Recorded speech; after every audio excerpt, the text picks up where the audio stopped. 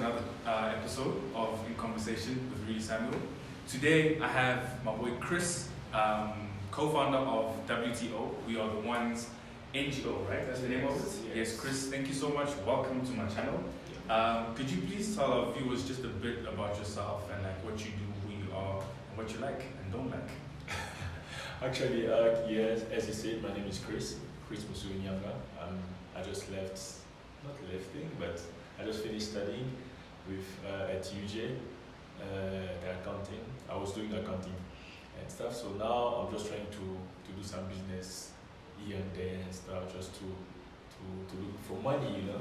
Yeah, you better hustle. Yes, definitely. And talking about hustling, how has 2020 gone for you? It's 7 months in, and we know that we're currently, dealing with a pandemic. Yes.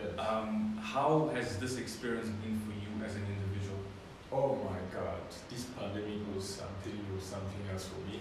And I remember when I received the news about the pandemic and stuff, I asked myself, so what should I have? What I have to do during those times? And then the first thing that came, you need to pray. You need to spend your time praying, because maybe you spend a lot of your time thinking about how to make money, how to do those things, how to put everything together and stuff. And I think it was a calling for us, as I believe I'm a Christian, so I don't know.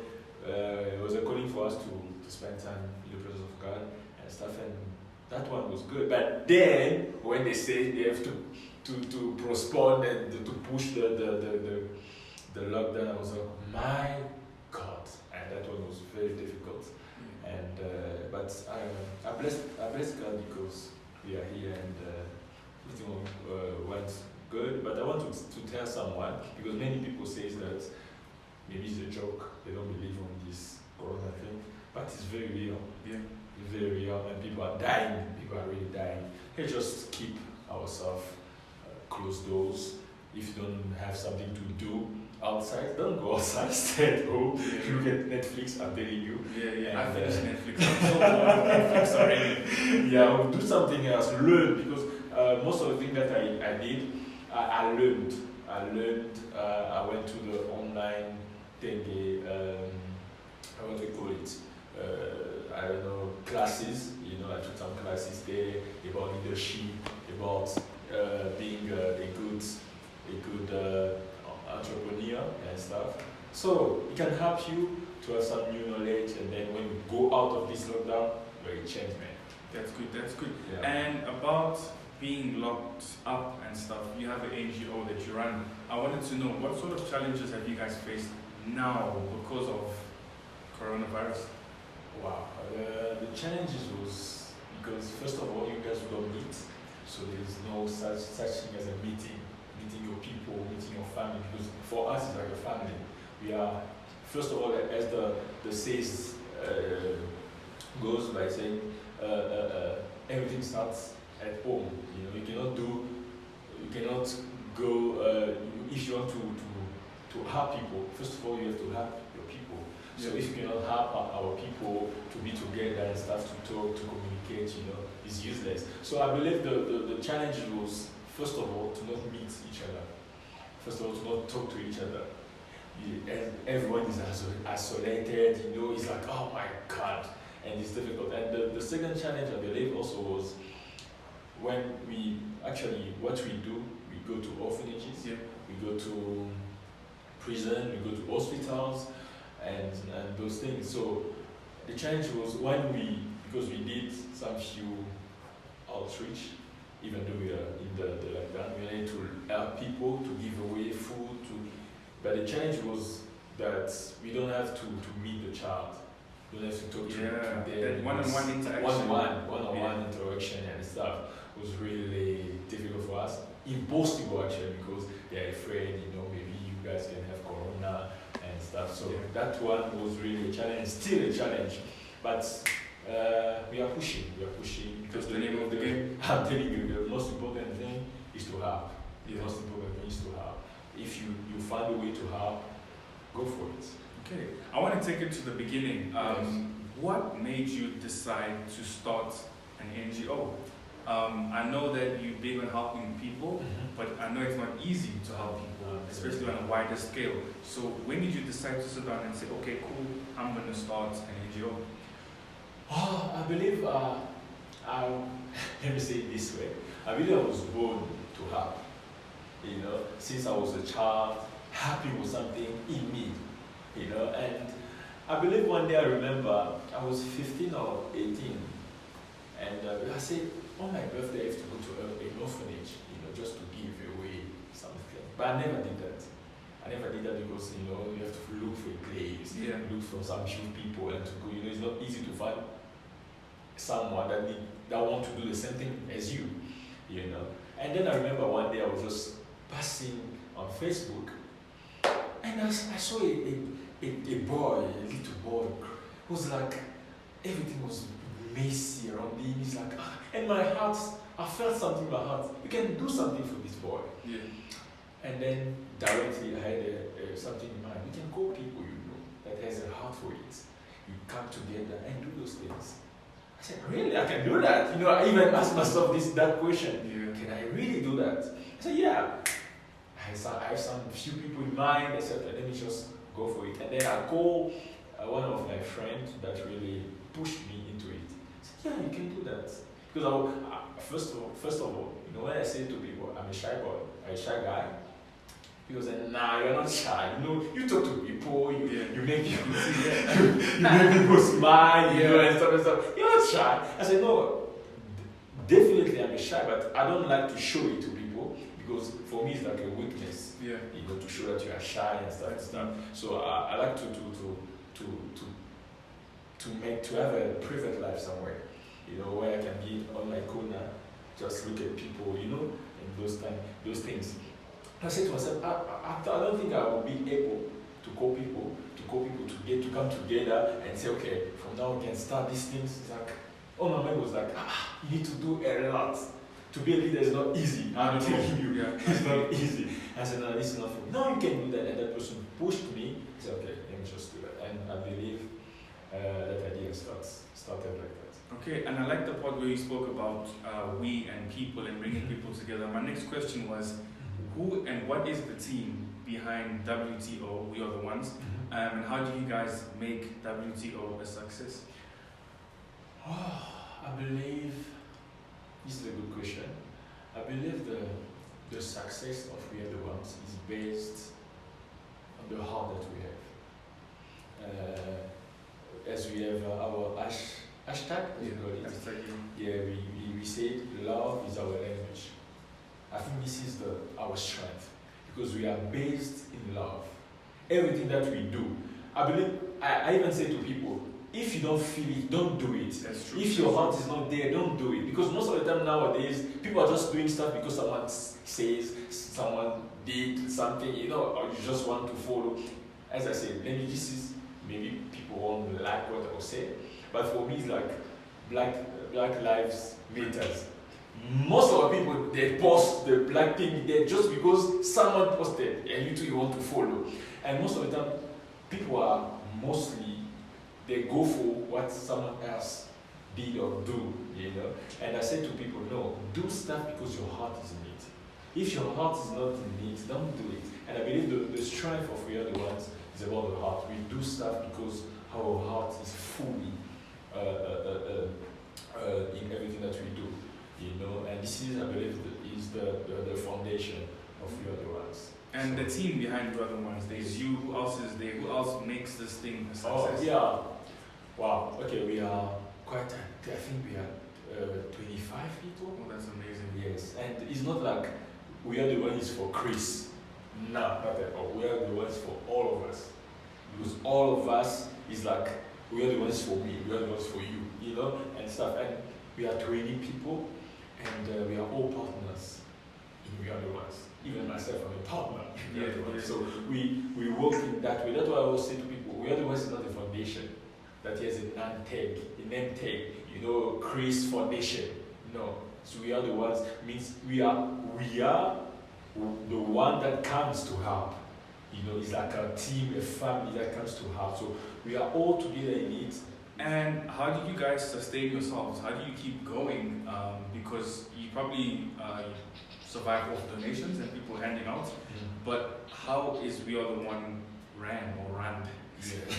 Yeah. Actually, we goes as I said, we are all partners.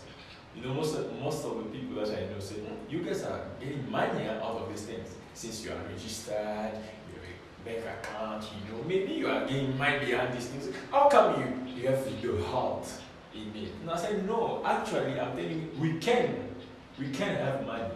We can have money. We can go to the government. We can do everything, paper things and stuff. But I believe when the time is right, when you do stuff good, people comes to you. I like that. You attract people because of what you do. So if you do stuff good, God will see how faithful you are with what He gave you, and He will call people to come to you. So I believe that's why we don't go for those things. We don't go for looking for sponsors, looking for this. No, we believe that if God has given us some few stuff, we can come together and give with our heart and help other people. So and there's a moment, I'm telling you, just sit and people say, I want to donate. Ha! I never talked to you about these things. And I believe it's like this. When you are faithful in whatever you do, people will come and will help you in everything that you are doing. That's beautiful, bro. And what are some of the activities that We Are the Ones take? Sometimes you donate food, charity drives, going to hospitals, prisons. What exactly do you guys do, and how can people get involved? Yes, what we do actually, firstly, I believe the first year we were focusing on orphanage, and we were going to orphanages, start by going to babies, and we go depending on the team we have for the year. Each year we have a team. Like in this year, we'll focus on this. Like last year, we were focusing on babies. We went to many babies hospitals or children, yes, and stuff, just to have babies. And I believe there was a calling on that side. So I believe we do stuff depending on the team that we have for a year, that we are planning or that we claim. And that's where we go. That's the thing we go for. But if someone wants to be involved, we have a Instagram page. People can go there and just write that I want to be part. And we have Facebook also page, and we have also some numbers. You can call and say I want to be part. What is the thing that I can do to be part of the other ones? And I remember in lockdown we received 5 new people. That's amazing. Just because they felt in them the need to help. And then they came, they call, and then the first thing that we do, first of all, we need to give you the full image of your lives, to understand it fully. And then when you go into our group, because we don't put people in our group just because we want to put you or to increase the numbers. No, we put you in our group because we believe that you understood the whole concept of the other one. So to be part of the other ones, I think is easy. You can go to our page, Facebook and Instagram, and also my numbers. There's some few numbers that you can call and that's huge. And what are some of the challenges that you guys have faced as We Are the Ones in running this NGO? Personally Personally and as a collective? Personally, I believe the challenge was to manage. It's not easy to I'm telling you to manage people, and you can also find people that are older than you. It's like, sometimes you need to make good decisions. You don't have you can feel to do something, but it's not that whatever you feel is right. You have to do it. You have to consult other people to see the ideas, and then we decide as a group, as one. To bring people so that we can come one is very sometimes difficult, and people also to believe on whatever you say. Was not easy during those years. I believe this was a personal challenge, but as a group, the challenge was to really understand and to come with a one mind. The power of an organization is when people come in one mind. And I believe this is that one was a challenge, because today you feel someone is passionate about it. And the second day is like, oh, I'm tired, I'm tired. And I believe that was the challenge for us to stay constant. Yeah. To stay constant on whatever we sign for. If I used to say that. And I saw something on your website that really shocked me, was because I'm also a believer, and so are you. You say that you guys do evangelism. Yes. Now I want to know, how difficult is it to go on the road, at the robots, at the street corners, and talk to people about a topic that people, for some odd reason today, don't really enjoy speaking about? And we understand we're not going to judge anybody, but personally, how tough was that experience, just going to random people and talking about your beliefs? Whew, that one was really a challenge, I believe. Personally, I came from a family where my mother is a pastor, and I didn't like people to evangelize to me in the streets. It's like, oh, evangelize to me. I know those things. You guys just, most if you are young, for me it's like, maybe you are looking something for God to do for you. That's why you are doing these things, just for God, I can see my child, and then when God gives you what you want, and you flee from God, I'm telling you, if you come to evangelize to me, I'll treat you as a dog, why, but true, we are the ones who understood the heart of evangelism, and that one started when we were in the meeting, and then we decided to say, why not starting sharing our belief outside? Because the Bible also, as a believer, we have to go out and preach the gospel of God. And we felt it strong. And said, no, let's just start it. And many of us, we never did that, if I have to say it like that.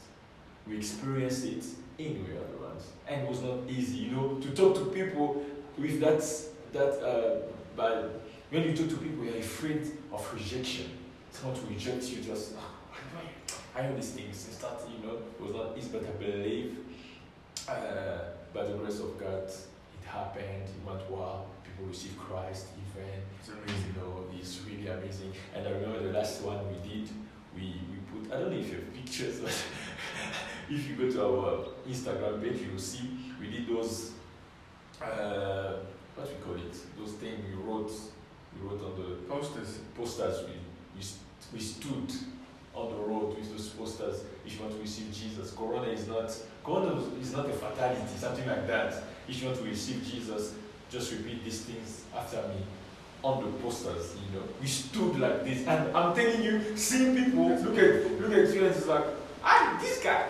And I made sure that I was well dressed so that people can respect me outside. It matches everything. Yeah. And that one was not easy, but it was something powerful, something good. We felt it. And when you do something for God, you felt the joy inside of you. And I believe it's not easy, but the more you do it, it becomes something in you. It becomes your behavior, your habit, and it becomes easy for you to do it. Even though someone can reject you, but you understand it's not his fault. As Jesus said, forgive them because they don't know what they are doing. So you become as Jesus in that moment. Now it's okay. They don't know what you're doing, but I believe there's a seed that you left in them. One day, that seed will grow and will produce something. All right. And lastly, going forward, what are some of the plans that you have as an individual and as we are the ones in this new normal that we're in? What are you guys hoping to achieve, you and the team? Actually, we want to achieve. We have a project which this pandemic just stopped things. We have a project to sponsor some child to go to school. That's beautiful. This is a project that is really in our heart, to really go beyond just giving, but to help someone through scholarship to help himself. It's better. I believe that says that teach me how to fish so that I can go myself to fish, something like that. And that is what we are trying to achieve as a project. And I believe this pandemic will not stop us. Yeah, that's true. And so this is the big project that we have now to sponsor. We want to sponsor some child and boy, girls, to go to school, because education is everything. Even the Bible says, my people perish by lack of knowledge. So knowledge can bring light out of you, can bring you peace, even though you didn't have a father, you didn't have a mother. But because of knowledge, you can help yourself. So I believe this is the project that we have now to sponsor some kids into school. That's beautiful. And from me to you, I want to just wish you guys all the best. I really pray that you guys can just keep on making a change. I think the world right now is craving for positivity, and I pray that you guys can continue giving off that positivity. Thank you guys for watching, sharing, and subscribing. I am Rudy Samuel, and I'm signing out.